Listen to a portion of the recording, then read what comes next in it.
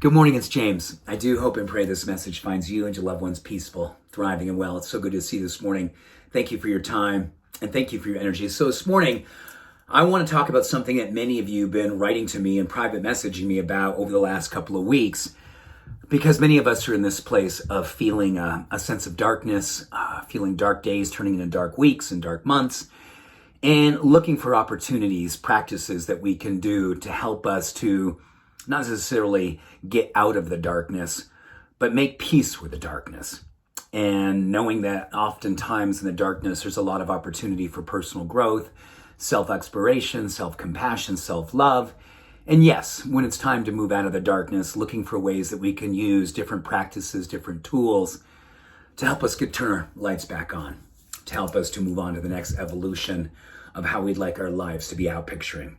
So I want to talk about 4 things that have been shown to be real drivers for darkness in challenging times, and then 4 things that we can do to help us to move through them or to do better in our peaceful place when we're in those experiences.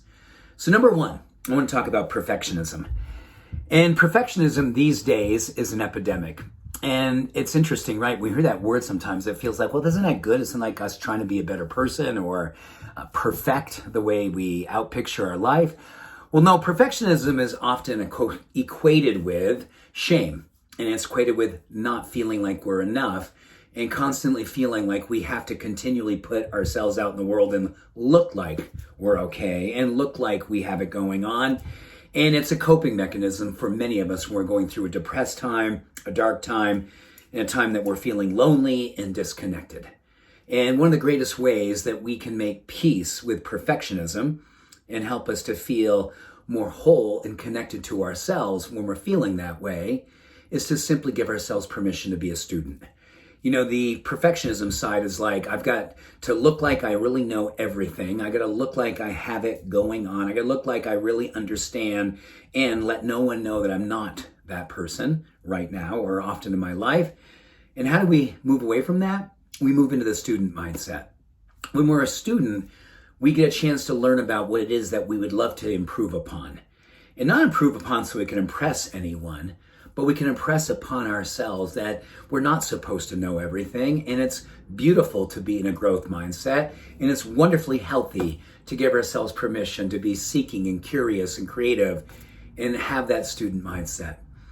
What's really amazing is that when we hear the Zen koan, to the beginner's mind, everything is possible, and to the expert mind, nothing is. Perfectionism is like, I have to be an expert at all things and let no one know that I don't know. When I'm a student, I get a chance to just know inside of my heart, I'm here to learn, to grow, and evolve. And immediately that shifts energy in our mind, places in our brain associated with anxiety and fear and depression, and moves us into a place of grace and compassion and acceptance. That right there is a life-changing practice. Number 2, chronic not-enoughness.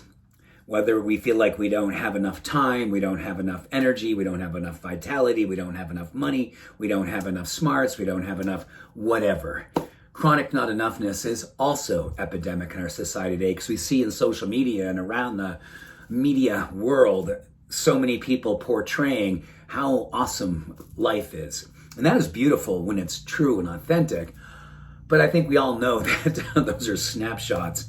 Those are a human highlight reel that, not that wishing anyone anything other than abundance and enough, but most of us really have daily struggles with feeling like we're enough. And the more that we can be authentic and embrace all of that, I think all of us would feel more at home with this experience of, oh my gosh, you know what? Authenticity and compassion and openness to the work at hand is a beautiful thing. And something called SelfEfficacy is a beautiful way to help us with not-enoughness. It's simply being present with our life and the experience of each and every day, the things that we do, the ways that we show up, the things that we are growing into and creating. All of those things, when we bring a witness in a present form, helps us to feel more than enough, more than confident, more than peaceful, more than present. And studies show presence is one of the most powerful healing forces when we don't feel like we are enough or we have enough. Number 3, moving from being a human doing simply just being busy and keeping ourselves going on the treadmill, the hedonic treadmill, chasing after another thing, to moving into a human being. Human doing, human being. Taking time out, as Gary Zukav and John Kabat-Zinn talked about the power of doing nothing. Creating time in our life, 3, 4, 5, 20 minutes a day, where we just sit and we contemplate. We sit and we simply allow ourselves to be. Incredibly healing for our mind, our body, our physiology. Extraordinary for emotional resilience and helping with mental health. And lastly, number 4. When we're feeling sad and we're feeling dark and we're feeling in that space where we feel disconnected from our heart, maybe from the universe, from God, simply exercising compassion. Compassion is self-compassion, is one of the most powerful practices. And Kristin Neff, if you want to Google Kristin Neff, she's an incredible researcher, a doctor who spent most of her adult research life looking at the power of common humanity and vulnerability in its relationship to compassion and helping us to navigate through darkness, sadness, loneliness, disconnection, and many of the things that many of us are feeling right now.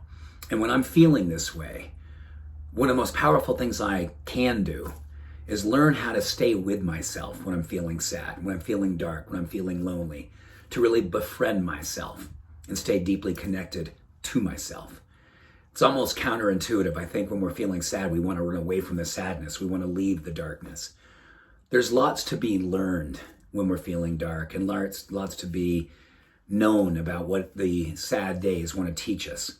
Often it's about what it is that we can be giving ourselves. And I do believe it begins with acceptance and compassion. And from there, the healing begins. And just maybe, the light returns. So there we are.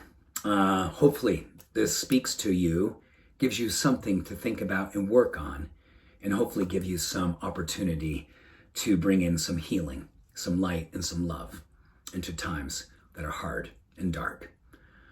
I see you, and I hope and pray for your healing experience today and every day.